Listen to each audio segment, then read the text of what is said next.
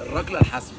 بصوا يا جدعان، انا هبعت له نيزك مبعوت له من شبرا للجيزه. بص النيزك ده. طب صوت يا هشام، صوت. اقوى تحدي ضربات جزاء ما بين الجيزه والقليوبيه. كابتن هشام من نزله لاشتر هشوط عليه 5 ضربات جزاء، لو شال 3 هو كسب. كابتن عبد الصبور من شبرا الخيمه طبعا كلكم عارفين. يلا بينا. جاهز؟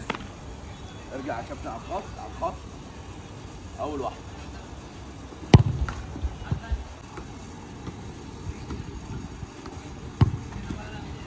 اما البلد هتشوف حياتك. الركله الحاسمه.